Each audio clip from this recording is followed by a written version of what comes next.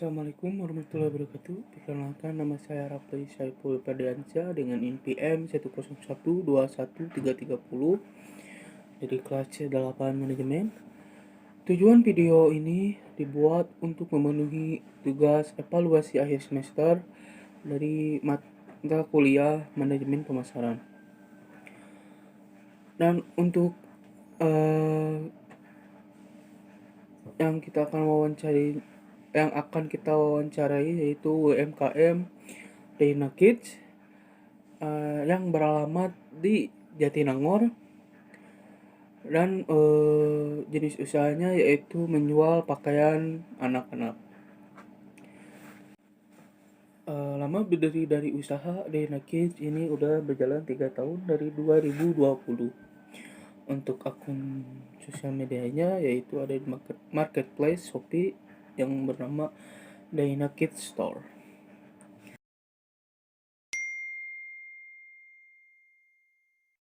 Assalamualaikum warahmatullahi wabarakatuh. Sebelumnya mohon maaf saya mengganggu waktunya. Kami dari kelompok manajemen pemasaran ditugaskan untuk mewawancarai pelaku usaha untuk memenuhi kebutuhan untuk memenuhi tugas UAS kami. Sebelumnya izin memperkenalkan diri. Nama saya Lauren Andreas, panggilannya Andre, dan ini rekan saya. Dan saya Rafli Saiful Ferdiansyah. Dan perkenalkan nama saya Rekadi Sumitra. Oke, sebelumnya Teh pengen tahu nih, usaha Teteh ini berdiri sejak tahun berapa Teh? Kalau awal berdirinya sih di awal 2020 kalau awal untuk usahanya. Tapi kalau idenya emang dari 2019, cuman berjalannya di 2020. Oke, kita langsung aja ya. Kami mau menanyakan tentang strategi pemasarannya. Nah, yang pertama kami mau menanyakan tentang program apa sih yang menjadi ciri khas dari usaha Teteh ini dalam segi pemasarannya? Kebetulan kalau usaha saya sendiri sejak awal berdiri itu memang pemasarannya lewat online ya. Berawal dari sebelum ada Shopee itu saya di WhatsApp. Sebelum di WhatsApp di BBM ya dulu ya, di BBM, lanjut ke WhatsApp, pemasarannya lewat status, lewat broadcast gitu. Seiring berjalannya waktu saya melihat di Shopee ya, ada live streaming gitu kan, karena memang barangnya itu fast moving, dalam artian pengen ganti terus setiap misalkan sehari sekali habis gitu kan. Jadi lebih memilih pemasarannya lewat live shopping karena memang lebih cepat interaksinya dengan konsumen gitu. Ya kayak kita kalau dianalogikan kayak kita di toko, misalkan toko offline gitu kan ya, masuk ke toko kita kan langsung sama konsumen nih bertatap. Kalau misalnya lewat live Shopee itu mereka lihatnya kita di handphone gitu, tapi bisa langsung lihat barangnya, spesifikasi barangnya, deskripsi produknya gitu, bisa langsung lihat langsung gitu. Berarti Teteh bekerja sama dengan e-commerce juga ya? Iya betul. Untuk pengirimannya mungkin. Kalau pengiriman itu sama ekspedisi lebih tepatnya ya. Kayak contohnya GMT, Shopee Express sama ID Express. Jadi kita langsung udah terkoneksi langsung. Kalau misalnya ada konsumen order, terkoneksi sama pihak ekspedisi. Terus ya, kalau untuk usaha Teteh ini usaha apa ya? Usahanya lebih condong ke pakaian anak sebenarnya gitu, fashion anak, bayi gitu. Tapi kadang kalau misalnya lagi mendekati lebaran, kadang kita nyediain untuk dewasanya juga gitu. Campur. Berarti usaha Teteh ini lebih ke targetnya ke orang-orang yang ibu-ibu. Iya betul, targetnya lebih ke ibu-ibu Ya. Bunda-bunda. Nah ini yang kedua, selain Teteh, siapa sih yang ikut serta dalam membantu dalam pemasaran produk Teteh ini? Ada admin sih, yang lebih tepatnya admin. Aku ada 2 admin. Sementara ini ya, kalau dulu kan saya pakai 4, cuman resign karena memang mereka melanjutkan kuliah. Jadi yang 2 saya pertahanin karena untuk mencari admin yang sesuai spesifikasi saya susah gitu ya.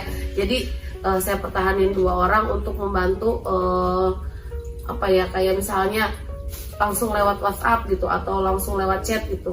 Jadi mereka membantu pemasarannya lewat chat gitu. Sambil cari yang benar-benar Iya, kompeten iya, dalam bidangnya. Terus teh kalau di usaha teteh ini sih apa sih hambatan teteh? Kalau hambatan yang pertama kenaikan ini kenaikan admin Shopee itu pembiayaan ya, kayak misalnya kita kalau offline itu nyewa toko gitu ya, tapi kalau misalnya di Shopee itu tiap tahun enggak tiap tahun, setahun ada kali 2 kali naik. Terus itu yang pertama untuk administrasi. Kedua untuk persaingan bisnis, banting harga sesama penjual, misalkan yang menjual produk yang sama saling banting harga gitu, itu persaingan bisnis gitu. Sobat Cita sedikit kasih motivasi sih kepada yang mau bikin usaha kayak teteh gini. Apa sih harus yang dihadapi masalah itu? Gimana sih? Yang pertama, kalau misalnya kita mau buat usaha, harus kita tahu target pasar kita apa, atau misalnya yang passion kita apa gitu. Misalnya saya kan seorang ibu-ibu nih, tahu punya anak gitu kan, berawal dari saya suka beli baju ke orang nih. Jadi ide nih, apa ya, saya beli baju ke orang terus, kenapa nggak saya yang menjual gitu, biar nggak beli lagi gitu kan. Idenya pertamanya dari situ gitu.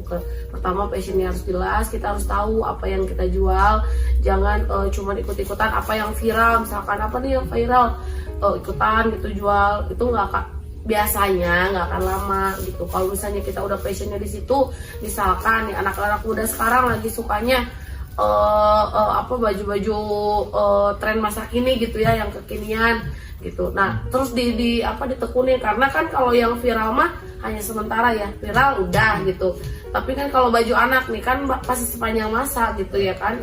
Jadi harus kayak gitu sih, intinya harus tahu dulu apa yang kita kuasain gitu. Jangan asal-asalan gitu nyari usaha. Berarti intinya teteh fokus pada satu tujuan itu, gimana usaha ini bisa lancar, gak ada hambatan gitu ya. Iya. Terima kasih. Mungkin itu tips dari Teteh sekaligus menutup wawancara dari kami. Terima kasih. Ada satu pertanyaan. Yang terakhir. Kami ini pengen tahu gimana cara penjualan teteh ini di keberhasilan utama teteh itu gimana sih? Maksudnya gimana? Jadi gini teh, kunci utama keberhasilan usaha teteh itu apa sih? Apakah teteh sering live atau teteh sering order-order kunci kemana-mana? pertama ikhtiar dan doa, berarti dua ya. Itu udah pasti gitu. Ketiganya lagi konsisten. Terus kitanya harus bertahan di tengah badai persaingan gitu, harus kuat mentalnya dijaga gitu. Terus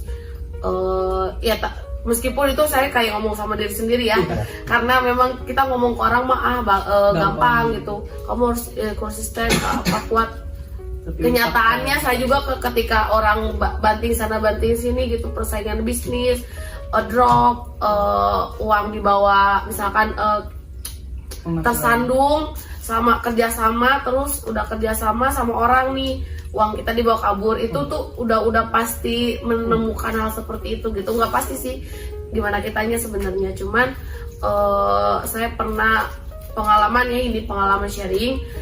Saya kerjasama sama orang, udah terikat kontrak sekian lah ya, itu terus barangnya nggak datang, uangnya dibawa kabur. Nah itu harus bertahan di tengah kayak gitu. Gimana kita harus bisa bangkit, harus bisa masih tetap berjalan di tengah kondisi seperti itu gitu. Berarti teteh tetap ikhtiar sama doa. Nah itu ya konsisten, kitanya ya harus gimana sih caranya bangkit kalau menemukan suatu kendala. Jangan apa-apa ngeluh ya. Ya kalau misalnya ngeluh ya sama, saya juga kata saya juga seperti ngomong sama diri sendiri, ngeluh pasti, capek ngeluh pasti boleh, gitu ya, tapi harus tetap lagi berjalan.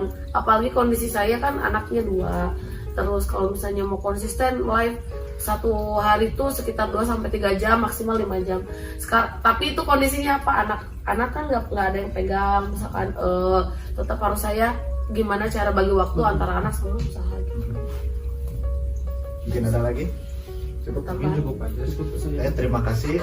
Mungkin tadi lebih ke menyampaikan pesan bahwa untuk membuka usaha kecil-kecilan dimulai dari mental dulu, Iya. mental yang kuat, terus punya keyakinan sama mau ikhtiar itu. Iya, namanya penjual. Satu lagi sih ya mau nambahin, kan namanya penjualan itu sudah pasti nggak selalu berada di atas, tidak juga di bawah, jadi kayak roda muter gitu kan, kehidupan juga kan kayak gitu. Jadi namanya dagang ketika pas jangan terlalu sombong misalkan, atau jangan terlalu kayak deker payu ya lagi laku nih, tapi nanti suatu saat pas drop kita harus siap gitu, suatu saat nanti bangkit lagi gitu. Gimana caranya, pasti ada turun naiknya lah kalau usaha gitu. Oh iya teh, sekalian promosiin aja tuh, apa sih nama brand teh atau usaha teh ini?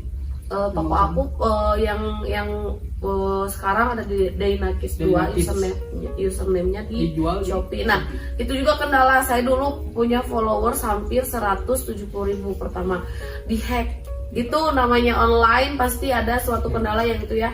Kita nggak bisa mertahanin, kita nggak bisa udah merjuangin, udah syarat-syarat udah diajuin, tapi yang namanya usaha hanya usaha gitu ya. Kalau misalnya Allah nggak, kata Allah memang itu bukan Iya, rezeki bukan. kita, ya udah kita ikhlaskan. Dainakis 1 nggak ada, akhirnya saya bangkit lagi ke Dainakis 2.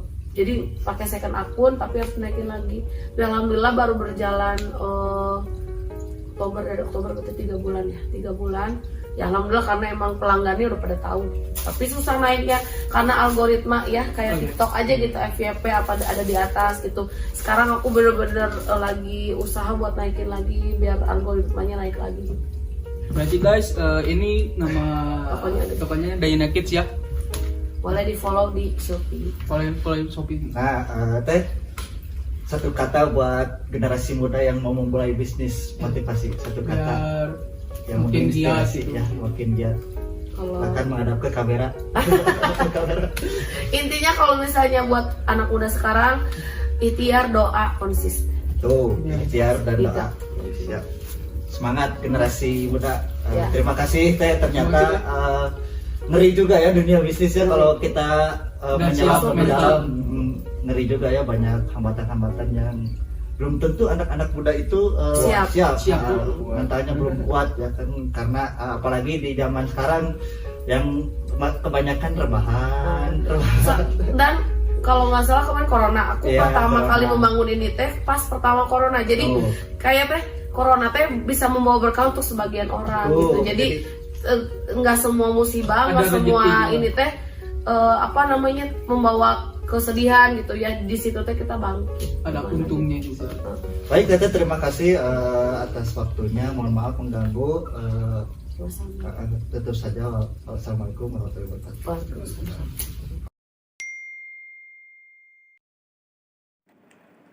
Assalamualaikum warahmatullahi wabarakatuh.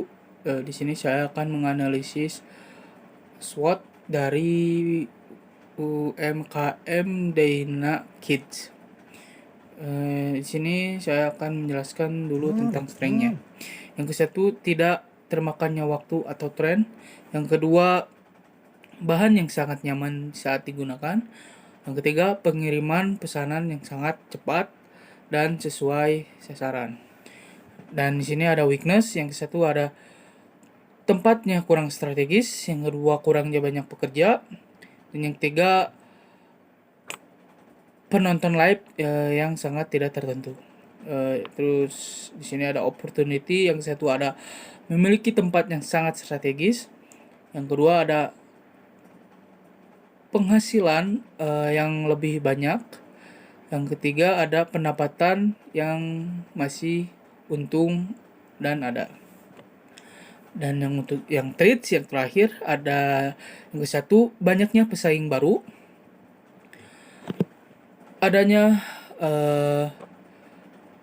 barisan peminat sosial, kurangnya peminat dari sosial media, dan yang terakhir adanya tertutupnya bisnis tersebut.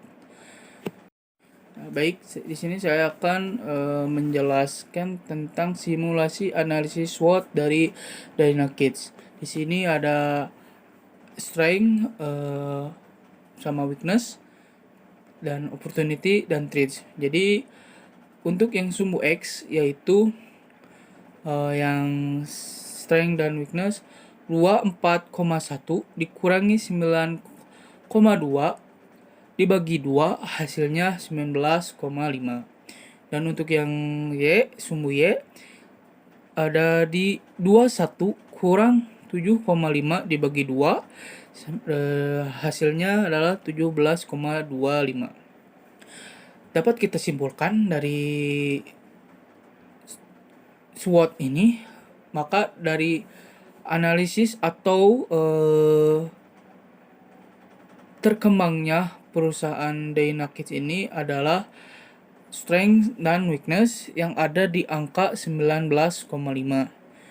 Baik, terima kasih atas kesempatan dan mohon maaf bila ada kata-kata yang salah dari ucapan saya. Mohon maaf. Assalamualaikum warahmatullahi wabarakatuh.